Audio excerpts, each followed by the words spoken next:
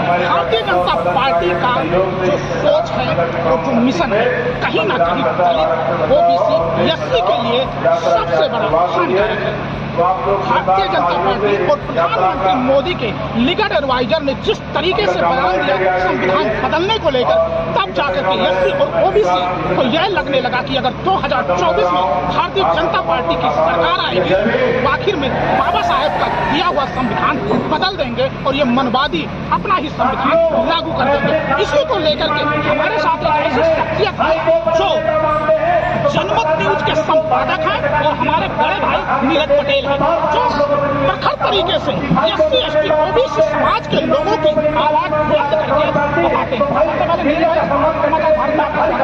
शुक्रिया। और मुझे अच्छा लगा क्योंकि जब भी आप जैसे भाइयों को देखता हूँ जो अपने दम पर कुछ करने की कोशिश कर रहे हैं तो मुझे अच्छा लगता है। और मैं अपील करूँगा समाचार भारत के जितने भी दर्शक हैं वो इस तरह के आप जैसे पत्रकारों को मदद करें, डेवलप करें, ताकि जो कहते हैं ना कि हमारे मतलब की बात नहीं होती। जब कॉर्पोरेट फंडेड कोई मीडिया होगा जिसको गोदी मीडिया कहा जाता है वो स्वाभाविक तौर पर कॉर्पोरेट की हित की बात करेगा। जब जन सरोकारों का मीडिया होगा जिसको जनता फंडिंग करेगी, जनता सपोर्ट करेगी, तो वो उनके हित की बात करेगा। तो मुझे अच्छा लगा कि आप अपना मीडिया चला रहे हैं, अपना अच्छा लगा टी शर्ट पर ब्रांडिंग है, अपना काम अपना होता है और उसके माध्यम से आप अपनी बात, जनता की बात लोगों तक पहुंचा।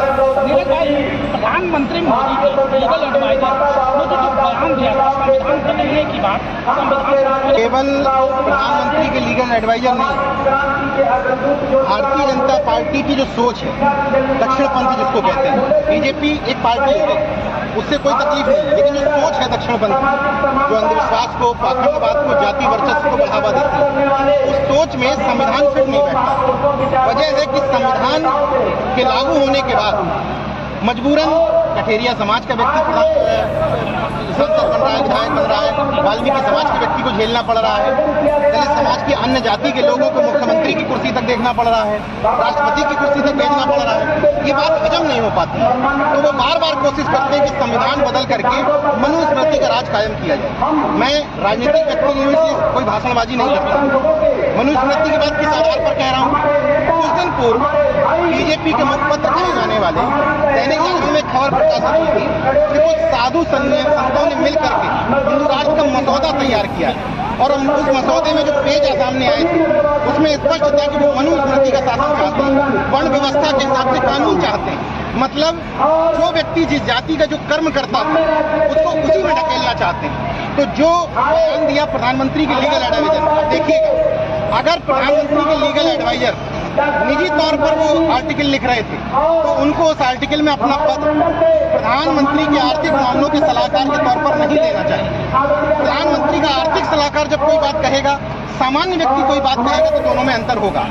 उन्होंने जो बात आर्टिकल में लिखी उससे 10 दिन पहले पूर्व चीफ जस्टिस जो इस समय राज्यसभा सांसद हैं गगोई साहब, वो राज्यसभा में इसी तरह की बात कह चुके थे, जबकि सुप्रीम कोर्ट स्पष्ट कह चुका है कि संविधान की मूल भावना में छेड़छाड़ नहीं हो सकती, लेकिन ये मूल भावना में छेड़छाड़ करना चाहते हैं। देवराय ने एक बात कही, देवराय ने कहा कि सुप्रीम कोर्ट का जो निर्णय है मूल भावना में छेड़छाड़ न करना वो पुराने संविधान पर है, अगर नया संविधान ही आ गया तो वो सुप्रीम कोर्ट की बात कट जाएगी। संविधान धर्मनिरपेक्ष है, धर्मनिरपेक्ष। इस देश में अगर स्टालिन ने कोई बात कही तो आपने कहा कि हमारी भावनाएं आहत हो गई, उनके ऊपर तमाम पूर्व जस्टिसों ने भी सुप्रीम कोर्ट में कहा कि इनके ऊपर मुकदमा दर्ज करो, एफआईआर दर्ज हो गई। खुलेआम हिंदू राष्ट्र की जो बात करते हैं, अगर संविधान का स्वरूप धर्मनिरपेक्ष है तो हिंदू राष्ट्र की बात करना देशद्रोह है, खालिस्तान की बात करना देशद्रोह है, इस्लामिस्तान की बात करना देशद्रोह है, किसी भी धर्म के आधार पर राष्ट्र की बात करना देशद्रोह है। उसी तरीके से हिंदू राष्ट्र की बात करना भी देशद्रोह है। लेकिन जो हिंदू राष्ट्र की बात करते हैं तथाकथित कथावाचक हिंदू राष्ट्र, इस बात को मैं आपके चैनल के माध्यम से कहूंगा कि जब गौर करेंगे जितने भी लोग हिंदू राष्ट्र की बात करने वाले हैं वो इनडायरेक्टली एक जाति का वर्चस्व स्थापित करना चाहते हैं और अपने कथा मंचों से जो लोग अपने कथा मंचों से हिंदू राष्ट्र की बात करते हैं, आप देखेंगे वो गाहे बगाहे अपनी जाति का वर्चस्व स्थापित करते ही करते हैं। कोई नाई समाज का अपमान कर रहा है, कोई वाल्मीकि समाज का अपमान कर रहा है, कोई अन्य समाज, मतलब कुल मिलाकर करके बहुजन समाज के लोग अपनी महिलाओं को, बच्चों को वहाँ भेजते हैं, अपमानित भी होते हैं। जैसे भारतीय जनता पार्टी है, आरएसएस है, आरएसएस की सोच क्या है आप जानते हैं। इसमें ओबीसी के जितने भी यूथ हैं शिक्षा पे कम ध्यान देते हैं, हिंदू धर्म में कांवड़िया कथावाचक में सारी चीजें में ध्यान देते हैं। तो जब ये पढ़ेंगे नहीं तो सबसे बड़ा हिंदू का जो ठेकेदार है यही युवा है और यही धर्म को बचा रखते हैं, तो नुकसान इन्हीं को तो होना है। किसको? मैं सकारात्मक व्यक्ति हूँ, अगर सकारात्मक नहीं होता तो इस माहौल में इतना काम नहीं कर पाता। पूरे देश भर में जाता हूँ, मैं इसको पॉजिटिव नजरिए से देखता हूँ।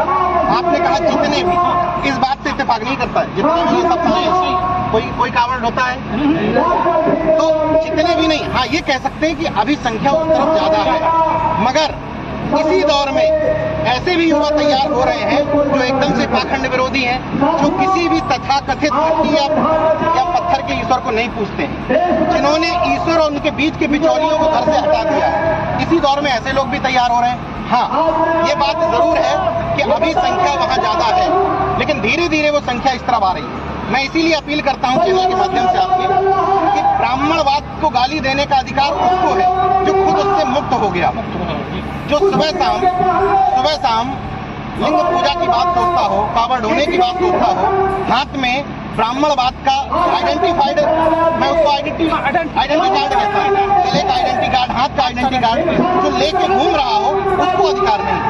अगर अपने मुंह से, मैं अपील करता हूँ, अगर अपने मुंह से जय भीम करते हो तो तुम्हारे हाथ में लाल धागा नहीं होना चाहिए, तुम बाबा साहब के द्रोही हो।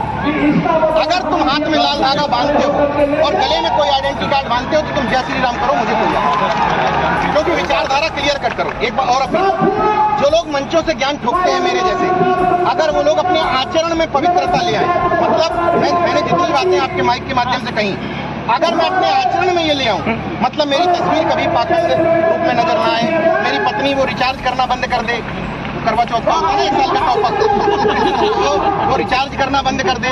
मेरे घर में, जैसे मैं कहता हूँ गर्व के साथ, मेरे लखनऊ के घर में भूत और भगवान दोनों का प्रवेश वर्जित।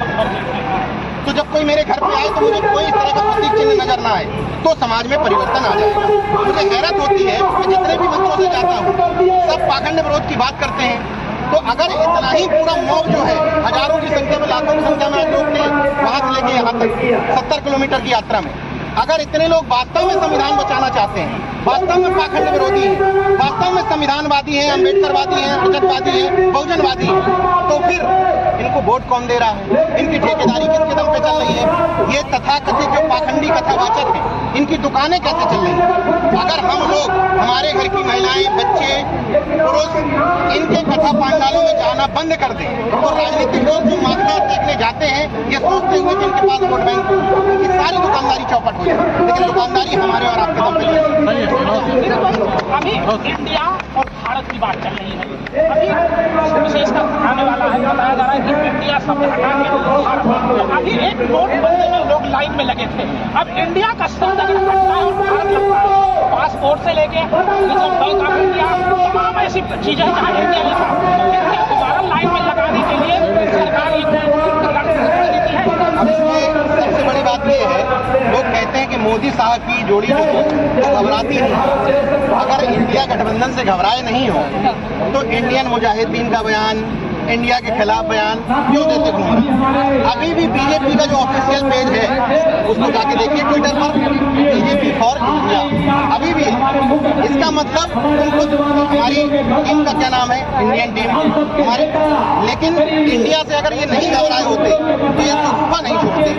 एक ऐसा संगठन का नेता, आरएसएस एक संगठन ऐसा है अनरजिस्टर्ड, बिना रजिस्टर्ड संगठन का नेता, यानी कि मोहन भागवत अगर कोई बयान दे रहा है उसका देश के लिए कोई मायने नहीं होने चाहिए, लेकिन चूंकि वो ऐसे संगठन का नेता है जिसने जन्म दिया जनसंघ को और बीजेपी, इसलिए उस नेता के बयान के मायने हैं। जैसे ही उसने विरोध किया भारत इंडिया का, तुरंत मेरा दिमाग ठनका, क्या भारत सरकार की मजबूरी है इम्प्लीमेंट करना, क्योंकि ये लोग तो गुलाम है, दिमाग तो वहीं से चल रहा है। तो ये डर है, लेकिन देश की जनता, देखिए तानाशाह अगर कुछ करना चाहेगा तो हम आप कुछ नहीं कर सकते। मैं सिर्फ देश की जनता से ये अपील करता हूँ, अब तो समझ लो कि तुम 9 साल से लड़ रहे हो कि संविधान को छेड़ा तो हम ये कर देंगे। अरे और कितना छेड़ेगा, लगातार छेड़ा तो जा रहा है। सुप्रीम कोर्ट जो निर्णय लेता है उसमें अमेंडमेंट करके कोई नया कानून ले आते हैं और सुप्रीम कोर्ट को धक्का बता दिया, ईडी को धक्का बता दिया, सीबीआई को। जितने भी संवैधानिक संस्थान थे देश में, चाहे वो चुनाव आयोग भी हो, पंगु करते चले जा रहे हैं। अगर कोई प्राइमरी का अध्यापक, लेखपाल या सामान्य इन जैसा कोई क्या करते हैं मुझे पता नहीं, मैं उदाहरण दे रहा हूँ कि अगर कोई बेरोजगार ये सोचता है कि हम क्या कर सकते हैं, ये उसकी गलतफहमी। संविधान बचाने का ठेका मंचों पर बैठे हुए लोग नहीं लेते, मंच के सामने खड़े हुए लोग लेते हैं, क्योंकि असली वोट की ताकत उसके पास है।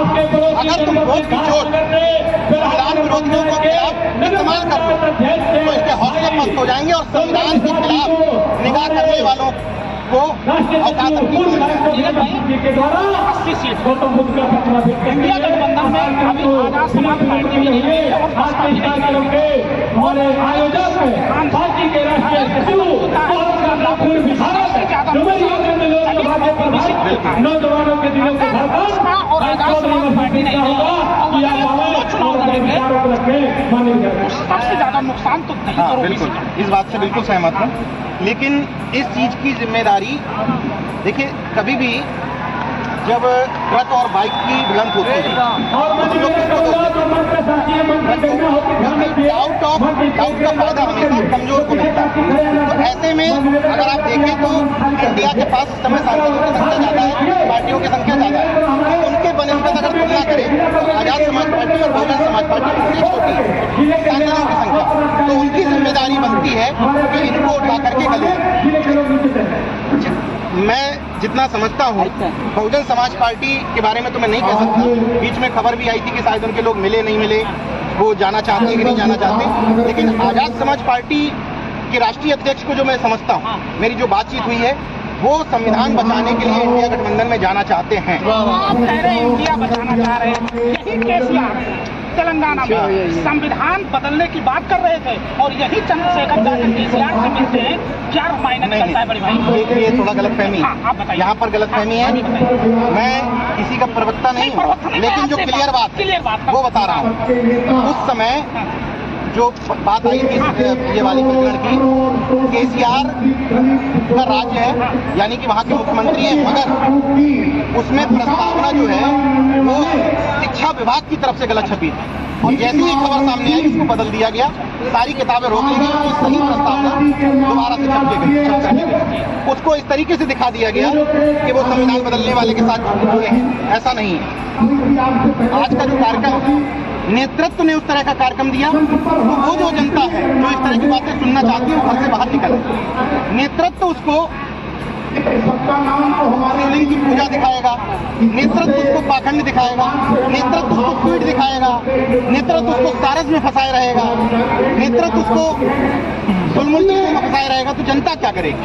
नेतृत्व देखिए, जिसको नेता बनना है, बाकी जो भीड़ है ये पहले भी जिंदाबाद करती थी, अब भी जिंदाबाद करेगी और आगे भी जिंदाबाद करेगी। असली लाभार्थी नेता ही होता है, कोई कम कोई ज्यादा। तो जो असली लाभार्थी है उसकी जिम्मेदारी है कि अपने कंफर्ट जोन से बाहर निकले और क्लियर कट राजनीति करे।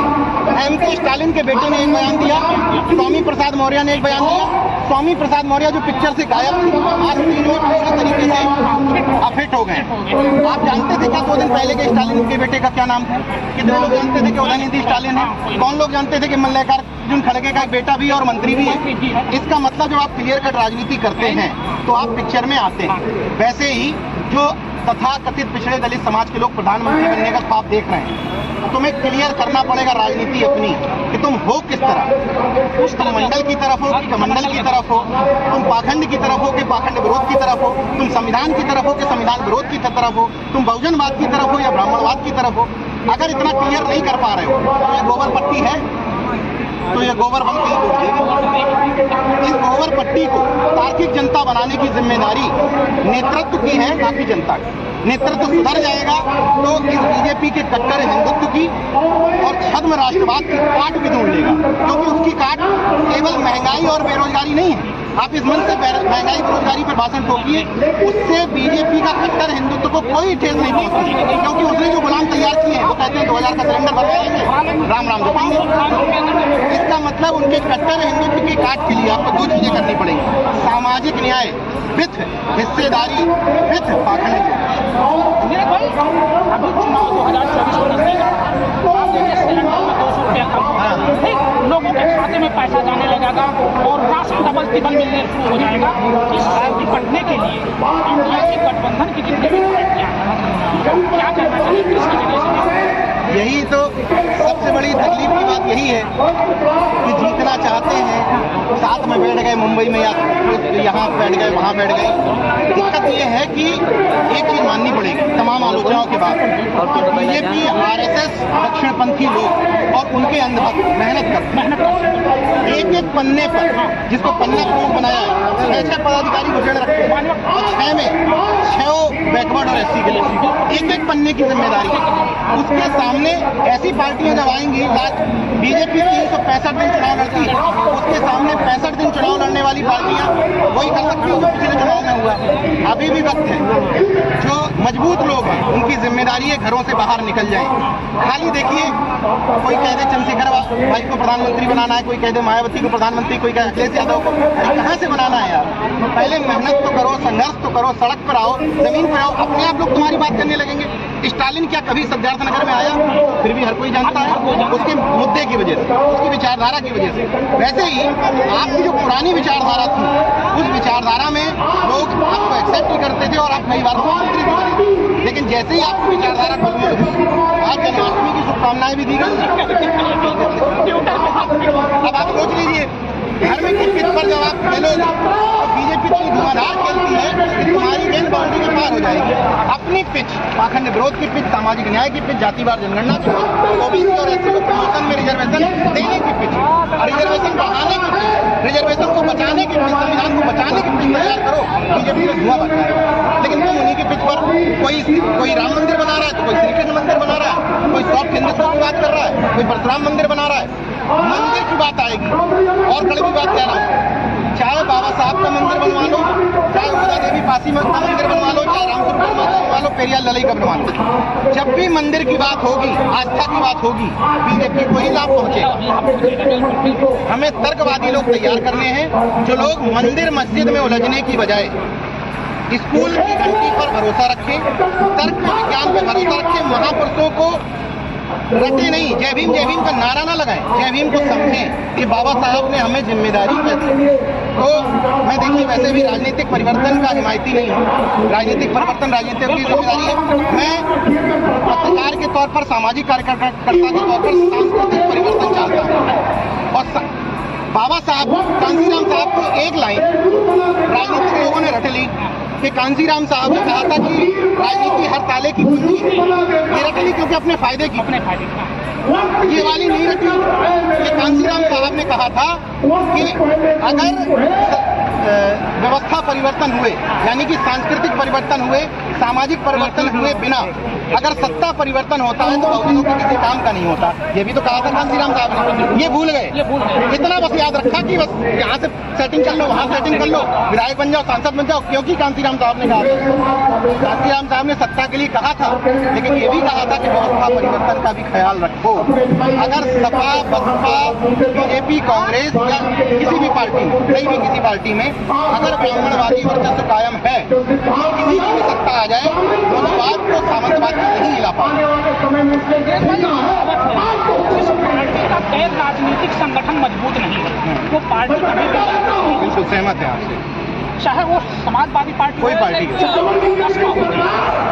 चार पार्टी नहीं। बसपा की बात करेंगे तो बसपा में कैडर था, बसपा में कैडर भी था, मिशन में था। आज भी अगर मुझे कोई व्यक्ति सपा में मिलता है और वो मिशनरी बात करता है, मैं कहता हूँ क्या हो गया, ये हकीकत है। लेकिन ये कोई किसी को कितना भी बुरा लगे, अब नहीं रहेगा, ये मुझे तकलीफ है। वही एक कैडर था जो इनके धर्म हिंदुत्व को चुनौती दे सकता, मगर इन परिस्थितियों में मौजूदा समय में नहीं रह गया है। मैं व्यक्तिगत तौर पर अब किसको हो रहा है, देख लीजिए, बहुजनों को हो रहा है और किसको हो रहा है। वही देखो, जो बड़े बड़े राजनीतिक हैं जैसे हम आप अगर चाहें कि हम घर में शांति से बैठे रहें और समाज की बात करते रहे, तब भी हमारे आपके ऊपर कभी ना कभी FIR होगी। लेकिन अखिलेश और मायावती जैसे नेता, उनको सिर्फ योगी मोदी के खिलाफ नहीं बोलना है, उन पर कोई मुकदमा दर्ज नहीं होगा। वो अपने घर में संपत्ति का भी नुकसान नहीं होगा, मुकदमे का भी नुकसान नहीं होगा, बढ़िया AC में गार्ड के बगल में आराम से बैठे रहेंगे। असली नुकसान किसको हो रहा है? इन सब लोगों को। उनको क्या फर्क पड़ता है? यही तो होगा कि भाई 20 सीटें आ गई, कभी 40 हो गई, लेकिन पैसा तो कम नहीं होगा दोनों ही पार्टियों के पास। 100-150 विधायक भी आ गए, तब भी दुकानदारी धंधा चलता रहेगा। असली नुकसान जनता को समझना है कि अब मानसिक गुलामी की बजाय ये समझो कि कौन इन हिंदुवादियों को, सामंतियों को हरा सकता है। अपनी तरफ से दिमाग का इस्तेमाल करो। देख सकते थे ये नीरज भाई पटेल हैं, जिन्होंने हमारे हर सवाल को बेबाक तरीके से जवाब दिया। उनका साफ कहना है कि आप इधर या उधर, आप मंडल या कमंडल, संविधान के पक्ष में या संविधान के विरोध में, जिस तरीके से बनाया है, कहीं ना कहीं ये सच है कि चाहे जो भी पार्टियां हों, अगर गैर राजनीतिक संगठन उसकी